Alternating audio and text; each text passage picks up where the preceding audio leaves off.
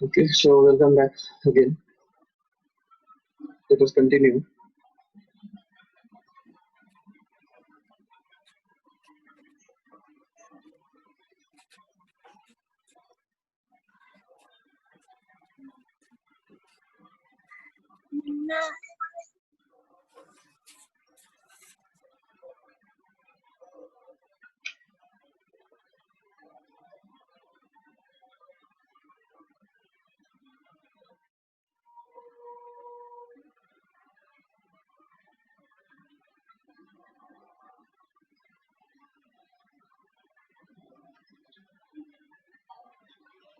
Okay, so I hope सभी screen देख पा रहे हैं। तो बेसिकली इसमें हम समझ सकते हैं कि मोमेंट ऑफ इनर्शिया का जो कंसेप्ट है वो इसी तरह से एक्सप्लेन किया जा सकता है कि it is going to be the product of mass and radius square. If suppose a single particle just revolves in a circle, suppose एक सर्कल के अंदर एक पार्टिकल घूम रहा है,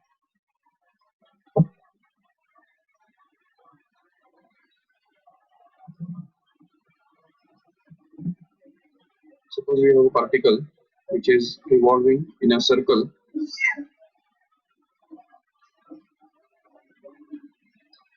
then you can see clearly that the particle will have its moment of inertia to be given by,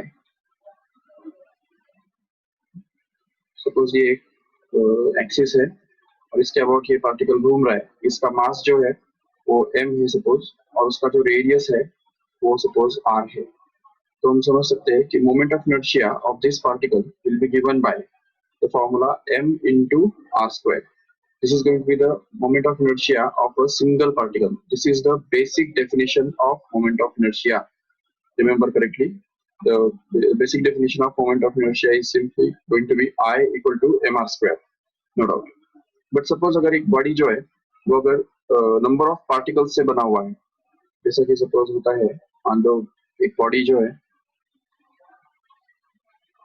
उसका अलग अलग टाइप का शेप है और इरेगुलर शेप है, और उसका जो उसके अंदर बहुत सारे पार्टिकल्स है, जैसे कि हम देख सकते हैं ये सपोज एक पार्टिकल है m1 मास वाला, जिसका रेडियस जो है वो r1 है सपोज।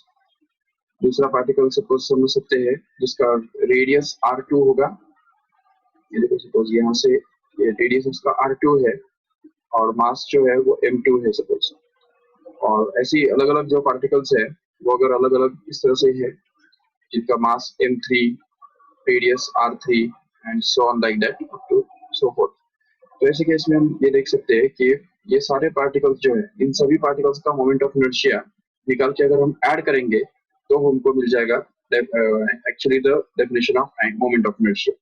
तो moment of inertia of this whole body will be equal to the sum of product of mass of each particle m1 r1 square, the mass of each particle and the square of its distance from the axis of rotation. तो हर particle का मास और उसका distance का square, axis of rotation से उसका जो distance है उसका स्क्वायर, इन सबको हमको ऐड करना पड़ेगा। तो ये देखो ठीक से, तो m1 r1 square plus m2 r2 square plus m3 r3 square plus that is so on up to mn rn square. तो ये जो सिंपल सा डेफिनेशन है, सभी पार्टिकल्स के मोमेंट ऑफ इनर्शिया का एडिशन माना पूरे बॉडी का मोमेंट ऑफ इनर्शिया हुआ करता है, जिसको हम simply summation of m r square mi ri square as i runs from 1 to n ऐसा भी लिख सकते हैं शॉर्ट में, कॉम्पैक्ट फॉर्म में। और जब बॉडी जो है, body is made up of large number of particles, so that one particle can never be distinguished from another particle, just like a sphere. तो स्पीयर की जैसा अगर बॉडी है या सिलेंडर के जैसा अगर कोई बॉडी है, तो उस केस में हम एक पार्टिकल को दूसरे पार्टिकल से डिस्टिंग्विश कर पाने के लिए अनेबल होंगे। तो उस केस में हम एक पार्टिकल दूसरे पार्टिकल से डिस्टिंग्विश नहीं कर सकते हैं। तो ऐसे केस में हमको जो मोमेंट ऑफ इनर्शिया के लिए जो फॉर्मूला है वो यूज करना पड़ेगा it will be the integration of r square dm here. So integration of r square dm, this will be the formula to be used in case of the rigid body. जो solid homogeneous body जो होता है, homogeneous body जो just like a sphere और cylinder, तो इस case में जब भी होमोजेनियस बॉडी के बारे में हम बात करते हैं जिसका मास यूनिफॉर्मली डिस्ट्रीब्यूटेड है, तो ऐसे केस में हमको ये फॉर्मूला जो है वो r square dm, integration of r square dm, ये वाला फॉर्मूला हमको यूज करना पड़ेगा, याद रखिए ठीक से। इसके अलावा एसआई यूनिट जो होता है मोमेंट ऑफ इनर्शिया का, एसआई यूनिट जो है वो है उसके जैसे फॉर्मूला से ही मिल जाता है हमको। ये देखो इसका फॉर्मूला ये मास और रेडियस स्क्वायर है, तो इसलिए उसका हम एसआई यूनिट निकाल सकते हैं आराम से, kilogram metre square, no doubt kilogram metre square. और सीजीएस यूनिट हम जरूर ढूंढ सकते हैं उसका, CGS unit of the moment of inertia will actually be equal to gram centimetre square, no doubt, तो ग्राम सेंटीमीटर स्क्वायर ये उसका सीजीएस यूनिट हो गया। And the dimensions of moment of inertia निकालना कोई बड़ी बात नहीं है, क्योंकि मास जो है वो एक बार उसमें आ गया तो m1, और लेंथ जो है वो 2 बार आ गया तो l2 यहाँ पे आ जाएगा। तो these are the dimensions of moment of inertia. And even we can see that conversion factor भी हम निकाल सकते हैं आराम से। So you can say 1 kilogram metre square is equal to, क्योंकि किलोग्राम बनता है 1000 ग्राम और मीटर मतलब 100 सेंटीमीटर, तो 100 का स्क्वायर हो गया 10⁻⁴, तो उसको मल्टीप्लाई करके हमको मिलेगा 10⁻⁷ gram centimetre square, no doubt. तो इसका मतलब 1 kilogram metre square is always going to be equal to 10⁻⁷ gram centimeter square. This is going to be the conversion factor between the SI and CGS units of moment of inertia, no doubt. तो ये सभी चीजें हमको याद रखनी अच्छी तरह से। उसके साथ साथ और एक चीज कि moment of inertia is not a vector quantity, ठीक है, वो वेक्टर नहीं है। So it has a value, but that value can have different values. Moment of inertia can have different values in different directions, तो उसके जो value है वो अलग अलग डायरेक्शन में अलग अलग होते हैं, होता है। और इसी वजह से ऐसे क्वांटिटी को हम क्या बोलते हैं, टेंसर क्वांटिटी बोलते हैं। याद रखिए से tensor quantity which is categorised neither a vector nor a scalar. So it's not a scalar but it's not a vector also, तो वो वेक्टर भी नहीं है स्केलर भी नहीं है, but it is called as a tensor quantity which is the quantity which have the different magnitudes in different directions. तो जब कोई बॉडी का मैग्नीट्यूड अलग अलग डायरेक्शन में अलग अलग हुआ करता है तो उसको हम बोलते हैं टेंसर क्वांटिटी। जैसा कि अगर सपोज एक सॉलिड हमारे पास है, सॉलिड सिलेंडर अगर सपोज हमारे पास है,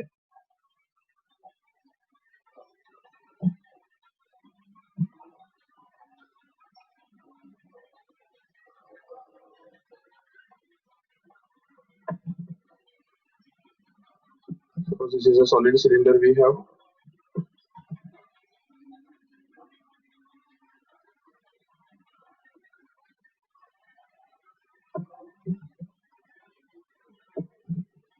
तो इस सॉलिड सिलेंडर का जो मोमेंट ऑफ इनर्शिया है हम देख सकते हैं इसके इस एक्सिस के अबाउट, अगर वर्टिकल एक्सिस के अबाउट अगर उसको घुमा दिया जाए तो उसका मोमेंट ऑफ इनर्शिया बिल्कुल अलग होगा, ये हम समझ सकते हैं। अगर उसको इस तरफ से घुमाते हैं तो उसका मोमेंट ऑफ इनर्शिया उसको हम बोल देंगे सपोज I1 here.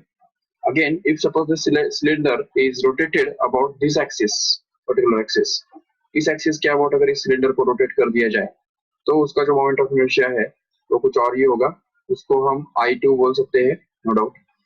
अगर इसी सिलेंडर को अगर हम ऐसे एक्सिस के अबाउट, हॉरिजॉन्टल एक्सिस के अबाउट अगर घुमा देते हैं, तो इस तरह से अगर ऐसे अगर घुमाते हैं इसको, तो उस केस में उसका जो मोमेंट ऑफ इनर्शिया है उसको हम बोल सकते हैं I3, which is going to be again different from this I1 and I2.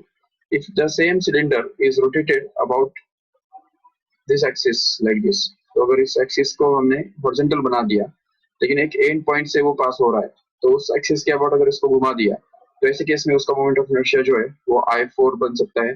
तो बॉडी तो सेम है लेकिन इसका जो मोमेंट ऑफ इनर्शिया है वो अलग अलग एक्सिस के अबाउट अलग अलग है, तो ऐसे केस में हम इसको इसलिए इसको टेंसर क्वांटिटी कहा जाता है। इवन सपोज अगर एक डिस्क हमारे पास है, जैसे सपोज ये डिस्क है,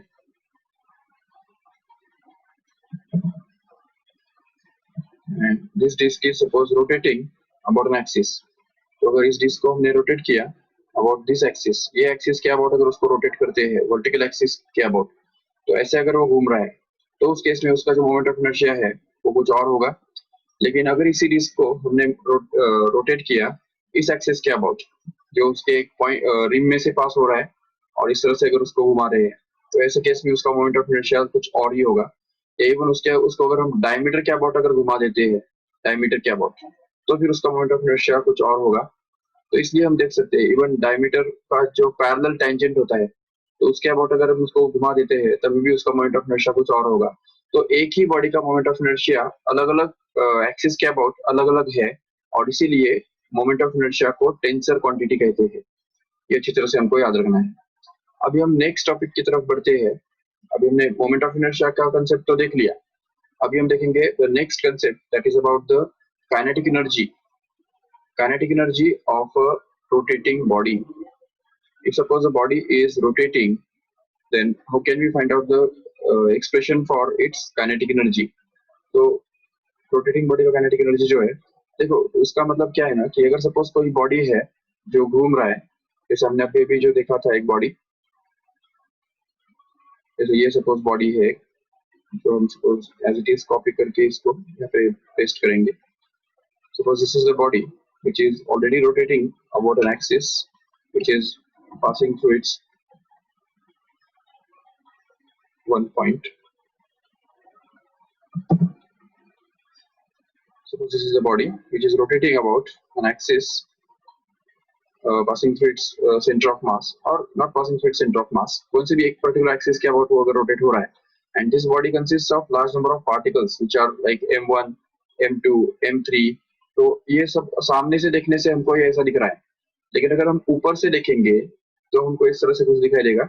ऊपर से देखने के बाद हमको उसका जो एक्सिस ऑफ रोटेशन है वो नहीं दिखाई देगा, वो it will be just a point.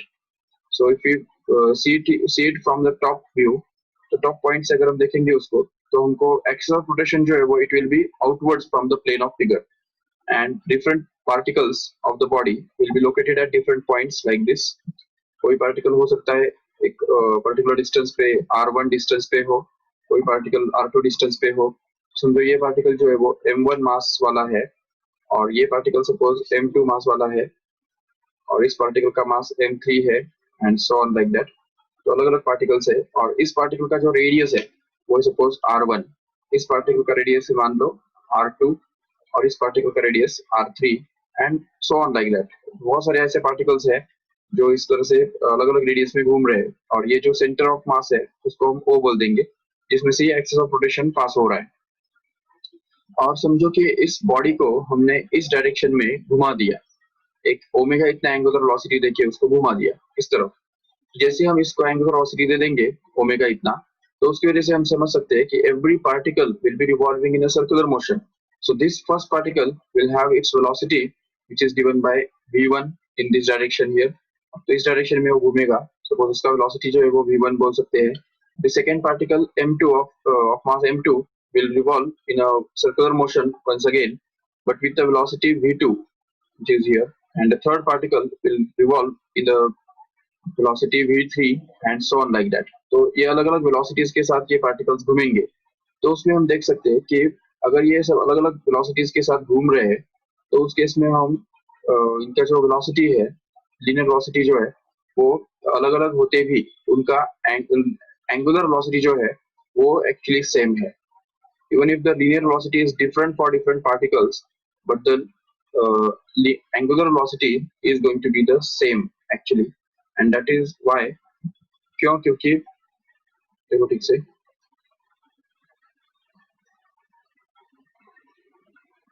क्योंकि अगर हम सपोज फैन के बारे में भी अगर बात करते हैं, if suppose we have a fan, ये सपोज उसका सेंटर है, और ये सपोज एक फर्स्ट ब्लेड है, ये उसका सपोज सेकंड ब्लेड है, और थर्ड ब्लेड है। तो ये अलग अलग ब्लेड्स जो है वो उसके घूम रहे हैं, और ये हम जानते हैं कि इनके सभी ब्लेड्स के बीच में एक 120 डिग्री का एंगल हुआ करता है। सभी ब्लेड्स के बीच में इस तरह से 120 डिग्री का एंगल बनता है। अभी देखो ठीक से, अगर ये ब्लेड जो है, ये जैसे ही फैन घूमता है तो उसके घूमने का जो एंगुलर वेलोसिटी है वो तो फिक्स्ड है, क्योंकि हम देखते हैं कि अगर ये ब्लेड जब ये पूरा सर्कल का कंप्लीट करके जब यहाँ पे आ जाता है, तो हम समझ सकते हैं कि ये पूरा का पूरा ब्लेड यहाँ पे रिप्लेस हो जाएगा, और ये ब्लेड उस समय तक यहाँ पे आ जाएगा, और ये जो ब्लेड है वो उस समय तक यहाँ पे आ चुका होगा। तो हम ये समझेंगे कि every particle on the blade, इस ब्लेड के ऊपर का ये पार्टिकल जो है उसने भी उतना ही एंगल कवर किया है जितना इस बाहर वाले पार्टिकल ने किया है। इवन अंदर वाले पार्टिकल ने ही भी उतना ही एंगल कवर किया है उसी टाइम के अंदर। इवन और अंदर वाले पार्टिकल ने भी उतना ही एंगल कवर किया है। तो जहां तक एंगल का सवाल है, तो सभी पार्टिकल्स ने सेम ही एंगल कवर किया है, 120 डिग्री इन सपोज 1 सेकेंड। तो इसलिए जो एंगुलर डिस्प्लेसमेंट अपॉन टाइम, जो ओमेगा ओमेगा का फॉर्मूला हमको पता है already, angular velocity is defined as the angular velocity sorry angular displacement upon time. तो ये जो थीटा एंगल कवर किया है और टाइम जो उनको लगा है, तो सेम टाइम में हम उन्होंने सेम एंगल कवर किया है, और उसकी वजह से हमको बोलना पड़ेगा कि for all the particles the angular velocity is going to be the same, but the linear velocity is not. Linear velocity के बारे में हम देखते हैं कि linear velocity is defined as the displacement upon time, correct है। तो अगर हम ये यूज करेंगे यहाँ पे डिस्प्लेसमेंट अपॉन टाइम, तो हम ये से कह सकेंगे कि जो लास्ट वाला पार्टिकल है, टिप पॉइंट जो पार्टिकल है, उसने बहुत ज्यादा डिस्प्लेसमेंट कवर किया है, यहाँ से लेके यहाँ तक बहुत बड़ा डिस्टेंस कवर किया है उसी टाइम के अंदर, इसलिए उसका वेलोसिटी जरूर ज्यादा होगा। और अंदर वाला जो पार्टिकल है, ये वाला पार्टिकल के बारे में अगर बात करते हैं, तो उसने थोड़ा कम डिस्टेंस ट्रेवल किया है यहाँ से यहाँ तक, और इसलिए उसका उसी टाइम के अंदर, और इसलिए उसका वेलोसिटी थोड़ा कम होगा। और जैसे हम रेडियस कम करेंगे, तो उस पार्टिकल का जो वेलोसिटी है वो और ही कम होता जाएगा। तो velocity is less for the particle whose radius is small. और इसीलिए हमको ये भी पता है कि v is equal to r omega. ये जो इक्वेशन होता है, ये इक्वेशन इसी वजह से यहाँ पे आता है। तो इसमें omega is going to be a constant, so we can say that v is going to be directly proportional to r, so that जिसके लिए r बड़ा है तो उसका लीनियर वेलोसिटी भी बड़ा है, जबकि यहाँ पे जिसका रेडियस ही छोटा है तो उसका लीनियर वेलोसिटी भी कम है। ये हम समझ सकते हैं क्लियरली। तो ये बात कहने की बात ये है कि all the particles have same angular velocity but not the same linear velocity. The linear velocity is different for different particles, but the angular velocity is going to be the same for all the particles, and this is to be understood here. तो ये एक बार अगर एक बात समझ लो, तो उसके बाद फिर हमको डेरिवेशन करना बहुत इजी हो जाएगा।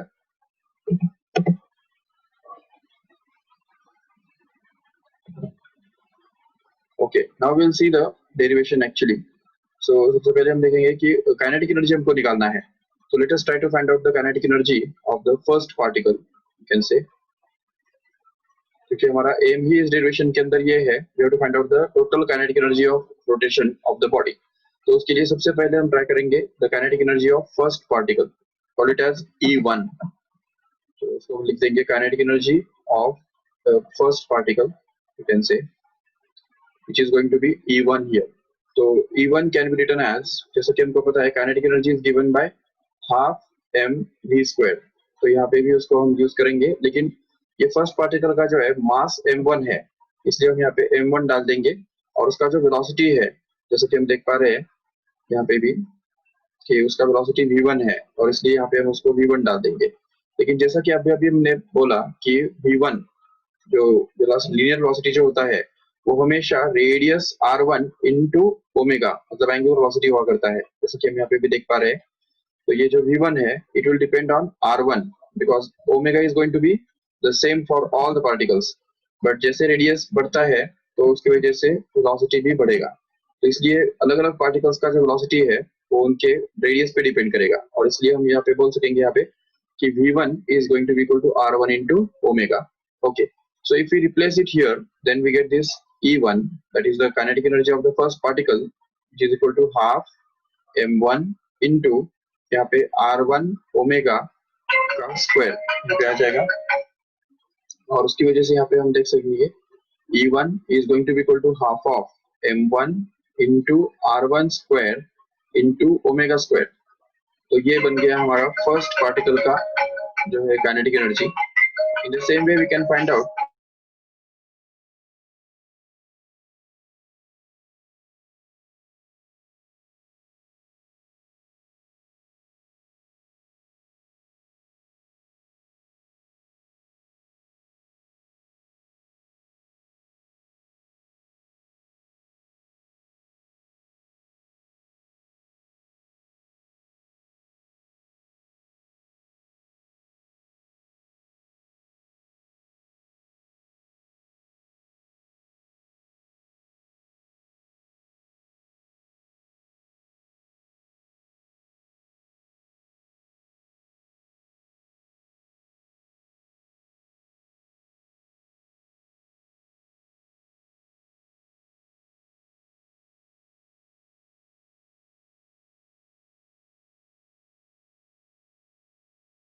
Okay, so we have that E1 is equal to half m1 r1 square omega square is the formula for the kinetic energy of first particle.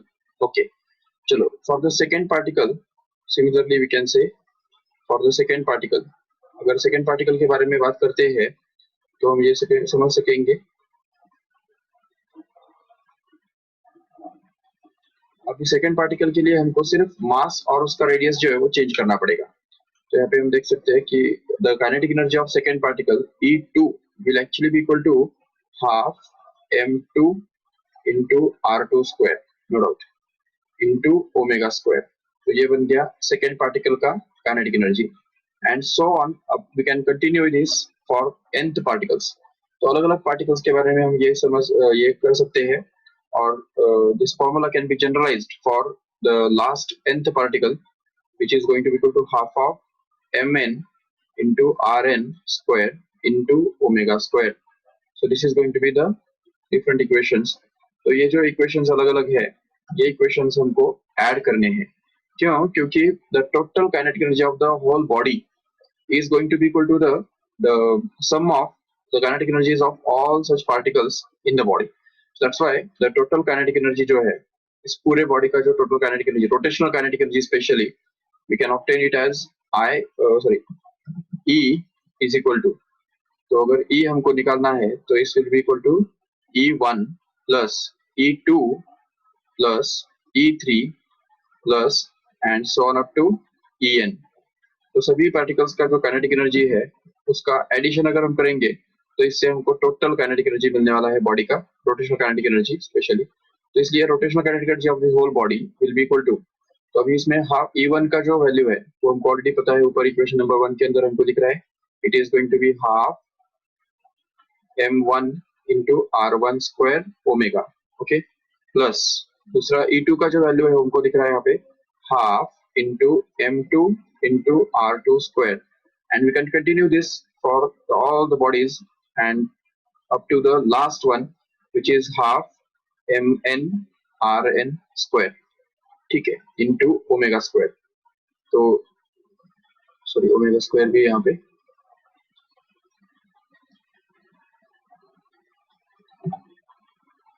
तो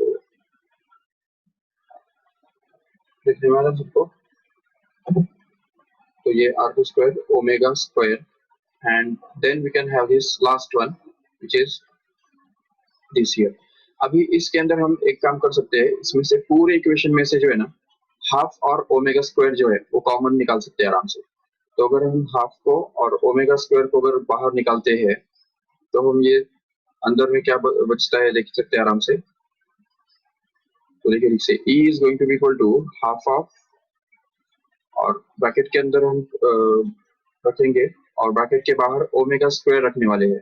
तो इसलिए ब्रैकेट के अंदर क्या आएगा देखो ठीक से, तो ये बन गया m1 r1 square plus m2 r2 square from the second term plus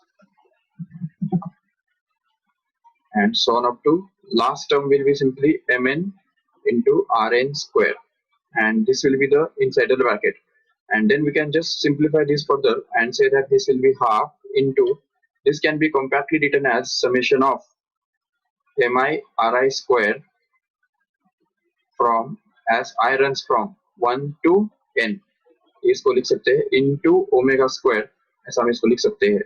लेकिन अभी भी हमने देखा था कि जो समेशन ऑफ mi स्क्वायर जो होता है तो वो हमने रिफाइन ही किया है उसको as a moment of inertia, जिसको हम I से डिनोट करते हैं। I मतलब ही मोमेंट ऑफ इनर्शिया।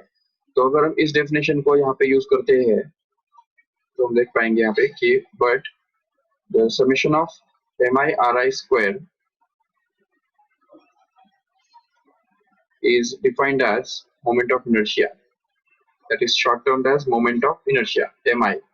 तो इसमें हम देख सकते हैं कि ये जो है I runs from 1 to n, ये जो पूरा समेशन ऑफ mr स्क्वायर है तो इसको हम I बोलते हैं, और इसलिए फिर ये जो फॉर्मूला है वो हमको सीधा मिल जाएगा E is equal to half of I into omega square. तो ये जो फॉर्मूला है ये फॉर्मूला फाइनल फॉर्मूला है, it is for the finding the rotational kinetic energy of a body. कोई भी बॉडी जब रोटेट होता है तो उसका जो काइनेटिक एनर्जी है वो हमको इसी फॉर्मूला से मिलता है। So we can understand that suppose अगर कोई बॉडी अगर मोशन में है, अगर स्ट्रेट लाइन मोशन में अगर है, तो उसका जो काइनेटिक एनर्जी है वो हम जानते हैं इस फॉर्मूला से दिया जाता है, half into m into v square, correct है। जबकि यहाँ पे रोटेशनल मोशन के अंदर कोई भी बॉडी जो रोटेट हो रहा है, अगर मान लो ये बॉडी है और वो बॉडी अगर इस पर्टिकुलर एक्सिस के अबाउट अगर इस तरह से रोटेट होता है, तो उसका जो मोमेंट ऑफ इनर्शिया है वो हाफ इंटू आई इंटू ओमेगा स्क्वायर इस फॉर्मूला से दिया जाता है, जिसमें हम क्लियर देख पा रहे हैं कि अगर ओमेगा का जो रोल है वो यहाँ पे वेलोसिटी के रोल के इक्वलेंट ही है, बिल्कुल। मेरे को यहाँ पे वेलोसिटी का रोल और ओमेगा का रोल बिल्कुल सेम सेम है। V represents the linear velocity which is the rate of change of displacement in linear motion, whereas here omega gives us the angular velocity which represents the rate of change of angular displacement here in case of rotational motion.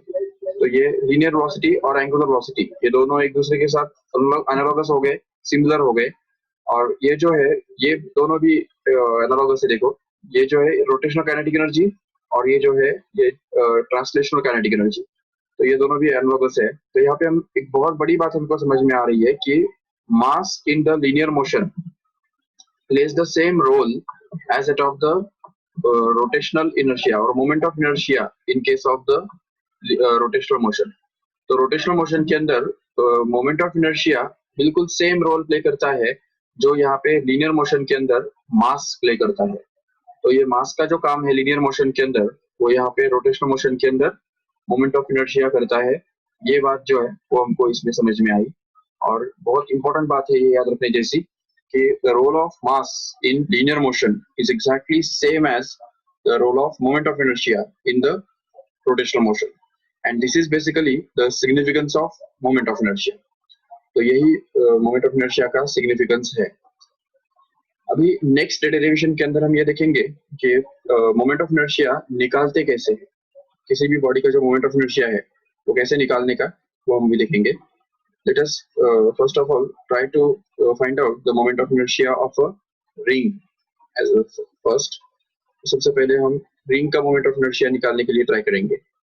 Ring is a simplest shape whose moment of inertia can be found out in a easiest way. Suppose we have a ring like this.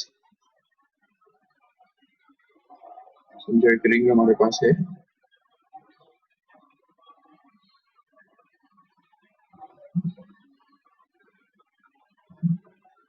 ये समझो एक ring है हमारे पास, और इसका हमको moment of inertia निकालना है इसके किसी भी एक्सिस के अबाउट। अगर एक एक्सिस हम कंसीडर कर लेते हैं, this is suppose the axis of rotation.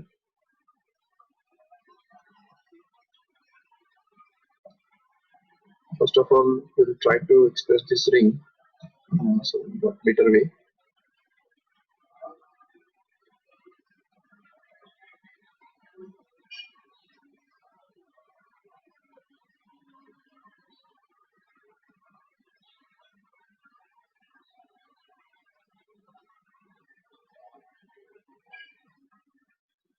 Okay, so suppose this is the ring,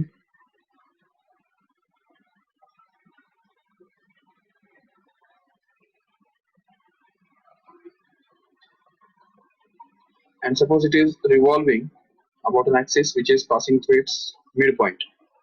suppose ये मिड पॉइंट में से और उसके परपेंडिकुलर डायरेक्शन में एक एक्सिस ऑफ रोटेशन में से वो पास होके रिवॉल्व कर रहा है। तो ऐसे केस में देखिए यहाँ पे कि इस रिंग को ना हम एक ऐसा कंसिडर कर सकते हैं कि it is made up of large number of elements on the which are placed on the ring. Suppose इस रिंग का जो मास है वो मान लेते हैं m. m is going to be the mass of ring, and suppose that the radius of the ring is going to be r. Suppose r is going to be the radius of ring.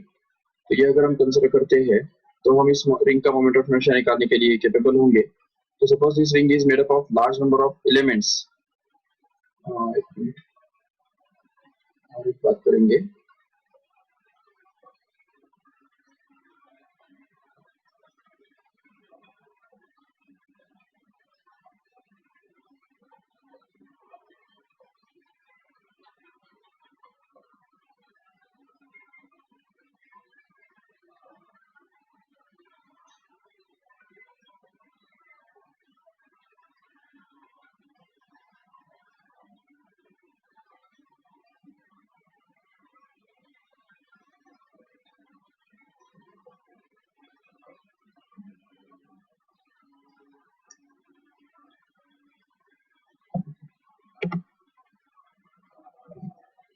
ठीक है, चलो।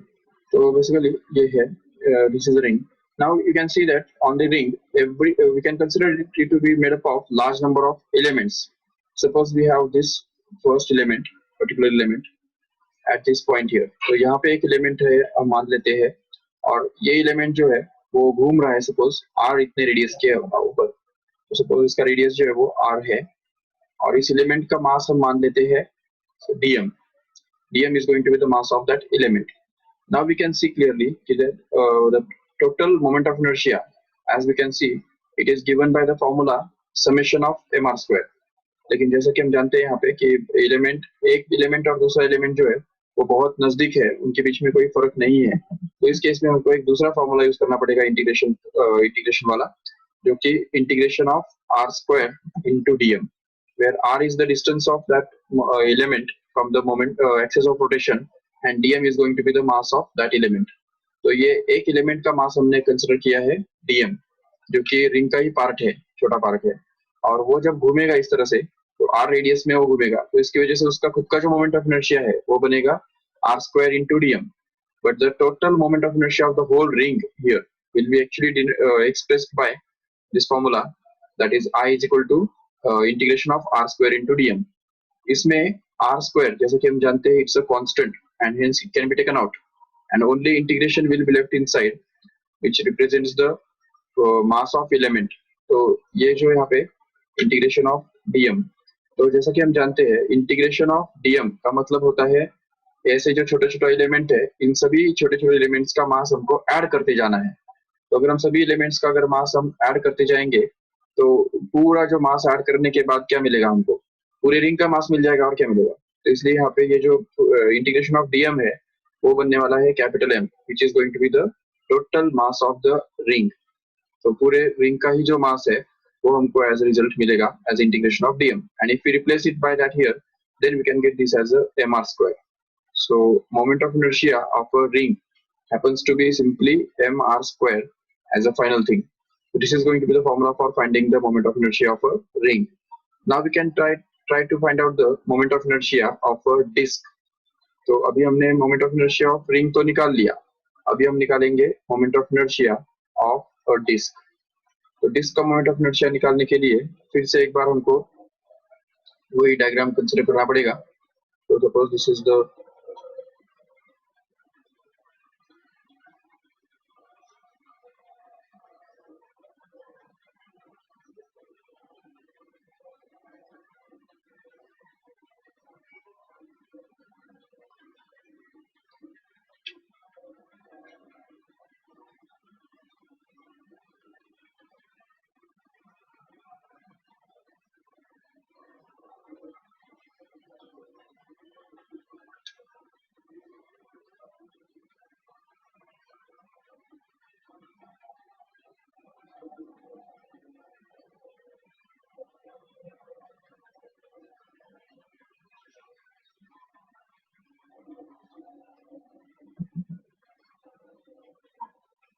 just consider disk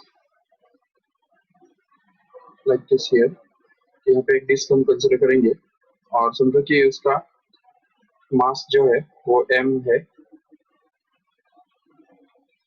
ये disc है, suppose ये centre है उसका, और the mass of the disc is going to be m, and the radius of disk is going to be r, suppose. तो ये है मास एंड रेडियस डिस्क के. अभी सपोज अगर इस डिस्क को अगर हम घुमाएंगे, अगर इस पर्टिकुलर एक्सिस के about, the axis of rotation is passing through its center and perpendicular to its plane like this. तो इस एक्सिस के अबाउट ये डिस्क घूमने वाला है. तो इसलिए फिर इस केस में जैसे वो घूमता है तो we can consider this disk to be made up of large number of thin rings like this. तो इस डिस्क के ऊपर बहुत सारे रिंग्स है, ऐसा हम कंसिडर कर सकते हैं. अभी सपोज ये जो है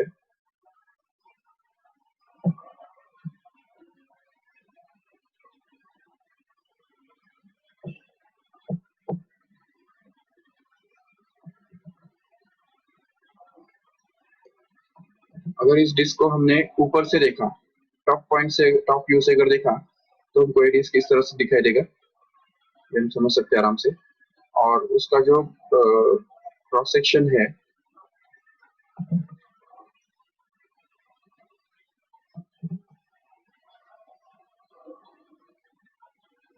उसके अंदर हमको दूसरा डिस्क एक सपोज हमको कंसिडर करना है. Suppose it is made up of large number of rings like this.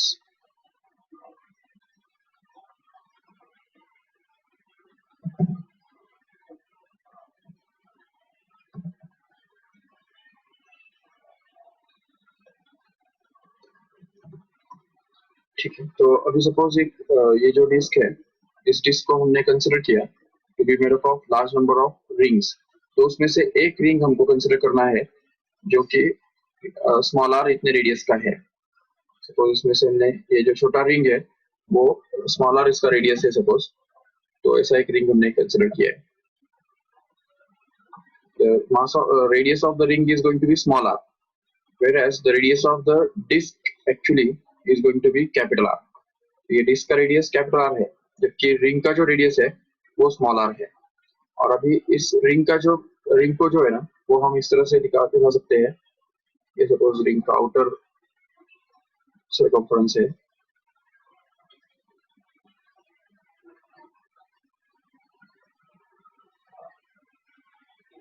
तो अभी सबसे पहले हमको इस डिस्क का जो है मास पर यूनिट एरिया कंसिडर करना पड़ेगा, which is denoted by sigma, which is the mass of the disk upon area of the disk, which is pi r square. तो ये सिग्मा अगर हमने कंसिडर किया तो this sigma will be the mass per unit length, mass per unit area of the disk. And what is the use of this sigma is we can find out the mass of any small part of the disk. तो इस disc का कोई भी छोटा part जो है उसका मास हम निकाल सकते हैं आराम से, और उसके लिए हमको ये जरूरी है. अच्छा, just wait, we will have to reconnect again. तो अभी हमको एक मिनट के लिए डिस्कनेक्ट करके फिर से रिकनेक्ट करना पड़ेगा. Just disconnect it and reconnect within a minute. Thank you.